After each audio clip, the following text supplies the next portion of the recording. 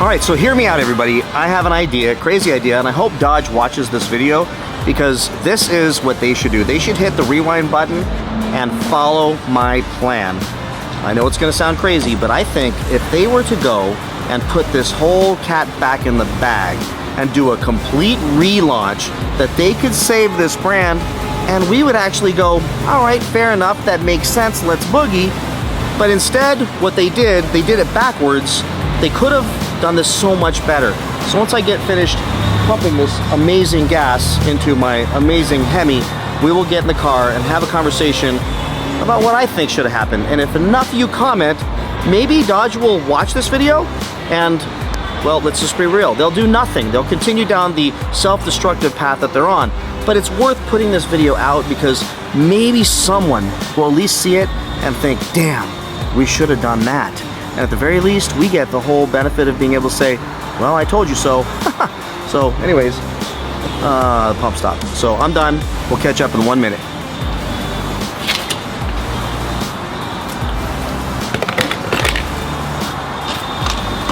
All right, so let's get into this. So I shared this a little bit in my last video that frankly is going great. So thank you all for watching that and all the support. But I touched on it just as an aside in that video, this whole thought process and strategy. And I thought a special video just on this topic could maybe resonate at the very least, even if Dodge doesn't acknowledge it, even though I hear they watch our videos, but maybe they at least see it and can think, damn, he's right. Because I gotta think, there is zero argument that anybody could make, and I would love to hear yours, if you can come up with one, why my logic doesn't make absolute perfect sense. And here's what it is. The way this could have worked, rolling out a couple EV clown cars that none of us want, but we understand, based on the political universe we live in, as much as we all disagree with it, are necessary to achieve the carbon credits necessary for these automakers to be able to build the fun cars, the V8s, the big muscle cars. Understanding that's the world we live in, and that Ford has already shown works based on their past path and current trajectory, that Dodge already watched one company do it and slow rolled themselves, which we appreciated because they were taking the whole position of they're not going to jam the EV stuff down our throat, and then all of a sudden we're going to end the Hemis and here's this EV junk and here's a bunch of Hornets that are the gateway to muscle. What I think they should do at this point is, one, stop trying to make things that aren't muscle cars. So using the Hornet as a gateway to muscle and trying to make them seem fast and putting gimmicks like PowerShot in them and calling them an RT, which a Hornet RT, it's hilarious. Trying to make them out to be fast, trying to make them out to be sporty, only offended us all, considering that they also lied to us about what it was. The Hornet was an Alfa Romeo Tonale. That's what it was, with a facelift on it, nothing more. It's just a simple Alfa Romeo. So when you take it to Dodge, the techs have to know how to work on Alfa Romeos because it's an Alfa Romeo. It's like my daughter's Supra is an amalgamation of BMW tech along with Toyota tech. So whoever's going to work on it has to understand the BMW side of that thing. So this Tonale is, or this Hornet is nothing more than a Tonale.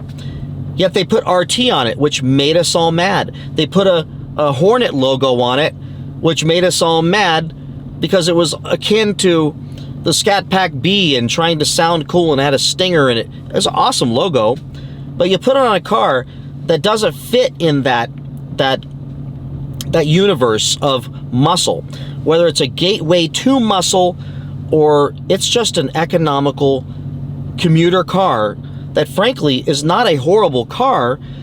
I would say it's probably a decent car, I imagine, that would do what it's intended to do. Get people to and from work, let kids in college have a nice little safe SUV to drive around, let the seniors have something to to cruise around, that's a little bit sporty in an SUV because it's small and it's got a little pep to it. That's a cool little commuter car, a little starter car, a little basic transportation machine that's maybe a little bit better than a Toyota Corolla, okay?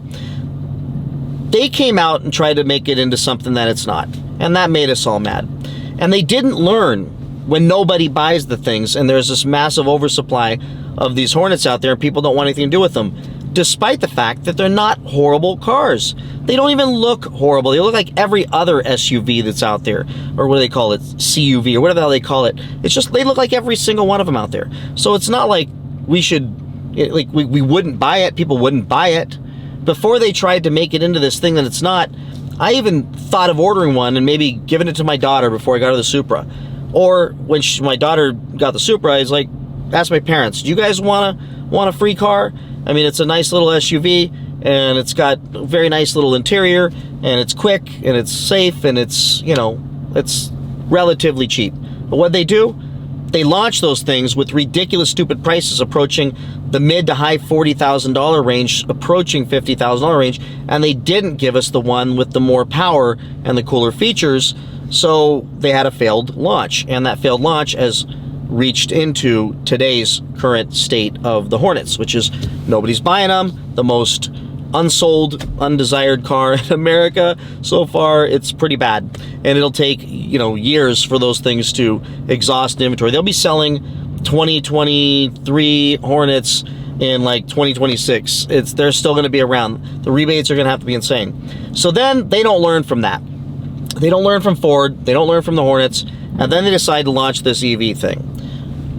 And they roll out the Banshee. It's going to be this monstrous thing. That's the concept car that they show us all in Speed Week. And while we think it's bad, we're not interested in the EV stuff, at least it's a beast, and it's a potential plaid killer, which at the very least, if you're going to roll us out an EV, you're going to roll something out that will at least appeal to the Tesla buyers, which spend a lot of money on their plaids. And then they don't even bring that. So what do? They launch with an RT and a Scat Pack and try to tell us they're electric muscle cars. Again, treating us like we're stupid, treating us like we're just dumb as rocks, and we're gonna go, okay, it's muscle because you say it is. Yet it's a 6,000 pound muscle car, that doesn't make sense, and runs on electricity that is not super fast, has a horrible top speed, of course weighs a ton, will not corner for crap, which it's a muscle car, so at least they're right about making it go straight, and they have to literally regulate the speed because stopping that thing would be nearly impossible. And the range sucks. It just makes no sense. But then they roll them out with these big horsepower numbers, which all electric cars are pretty quick. And go watch Butter the Insider's video comparing these EV Daytonas to the Hyundai Ioniq 5 and the Tesla Model 3 and regular Teslas, and you'll be shocked that even the speed, the 0 to 60 times, the range times, I mean, this thing gets beat by almost everything out there. So how can you even say it's muscle if it's not faster, if there's no redeeming quality about that car other than one thing, that it looks better, and that's still subjective, and a lot of you don't think that it does. But I would agree, it looks better than a lot of those other cars, certainly better than the Ioniq, and I think better than the Tesla. So why would they do that? When what they should have done, they should have rolled out these EVs as an SXT and a GT to replace the 6-cylinder, more economical Chargers and Challengers. Had they rolled those out in 4-doors and 2-doors with the EV engines, EV options, they wouldn't have had to beef the horsepower up with the direct connection first year runs. They could have left them at the horsepower they're going to always be, and they could have priced them a lot lower. They could have focused on cutting a lot of weight because the range could have been comparable to other cars. They could have, as long as they're hanging around that 300-mile range, 340-mile range, then so be it. It's going to be economical, it's going to be electric, and it's going to be a better looking starter commuter car for those who want something that's going to be economical. Kind of like the SXT and the GTs. Really nice cars. They could have put cool trims on them like the GT and the all-wheel drive system and all that fun stuff, and push those prices down as far as they could go to fill a segment that currently is challenging to find, which is the under $40,000 electric vehicle range, which is really hard to find with decent performance and decent range. And if they would have just called them GTs and SXTs, we would have been like, okay, cool. You know, there's a big, huge segment of buyers for those cars with the gas engines, with the Pentastar, so why not just have the EVs come out to replace those? Seems like a no-brainer to me. We wouldn't have been screaming as much. We'd have been like, well, yeah, they're better performing. They could have said they're way better performing than the Pentastar 6-cylinder and the Charger and Challengers.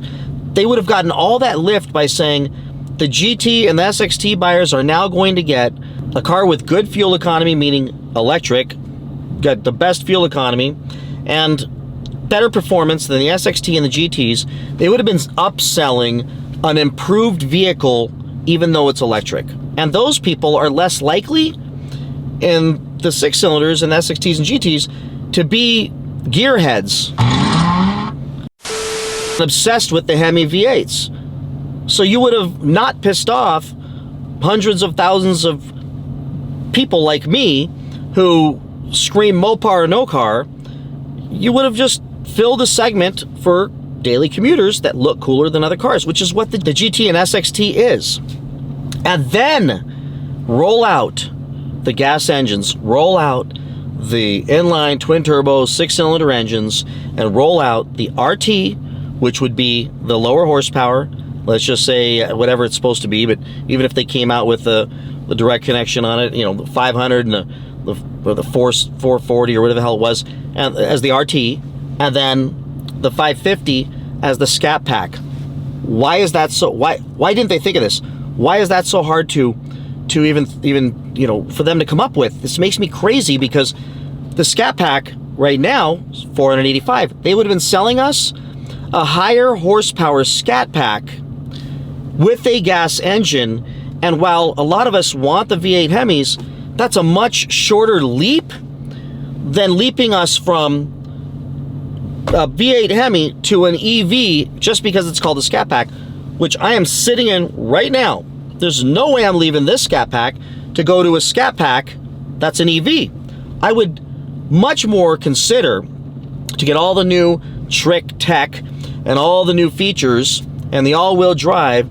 I'd be happy to jump from this, at least seriously consider jumping from this into a Scat Pack that's 550 horsepower with a twin turbo 6 that's lighter than this car in gas, with gas. It just seems like then the RT, it would have been the slower version. Beautiful.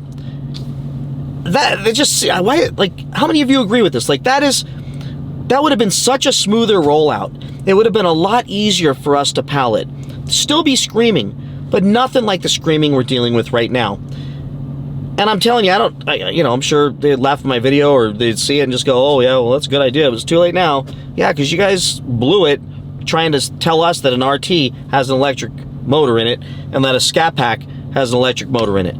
No, you should have delivered us the gas engines, those gas versions with the lower horsepower inline 6 and the higher horsepower inline 6, and called it a Scat Pack and called it an RT respectively, and we're used to that. Our brains can get there from here. I just can't get to the electric car from this car. It won't happen. But now we're gonna have something come out that's gonna be called a 6-pack, and have these, just this whole weird naming thing that they're coming up with, but we don't have an SXT and a GT? They just left it out. They missed one of the best-selling cars they've ever... They sell more of those things than they sell, probably 10 times they sell of any of the Hemi cars. And if they would have done this, they would have sold so many of the EVs to the SXT and GT buyers, so many of those things, that they would have built up all those carbon credits that they needed to be able to save room for a Hellcat. That one last model that they didn't address. And it could have been the Banshee EV, but it could have been the Banshee in the gas version, where they tune the hell out of that 6-cylinder and they sell us this 780 horsepower or something twin turbo 6-cylinder. I mean, and they could have called it a Hellcat. They could have even called it something else. Now, I hate bastardizing the names with these new cars, but there's something we relate to on a primal level, a very deep level, very emotional level, that it would have helped us get brought along with all this stupid insanity. They could have even brought out, on a very limited run, Hellcats with Hemis in the new body. That would have been freaking awesome, and I think we would have loved it. Imagine a Hellcat, red-eye, all-wheel drive in that new body. We would all of a sudden decided, man, it doesn't look that bad. It might be, that's a cool car. It might be pretty amazing. All-wheel drive donuts is incredible to do. Anyways, that's what I want to share with you all. Let me know what you think about that. I mean, tell me it doesn't just make perfect freaking sense.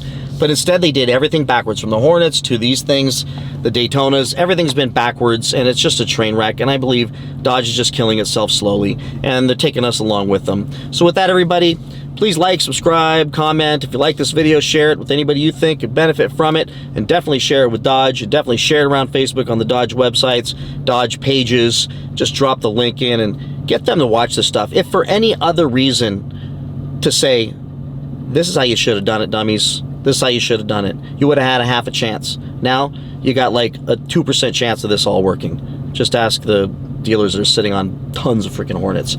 See y'all in the next one. Bye bye.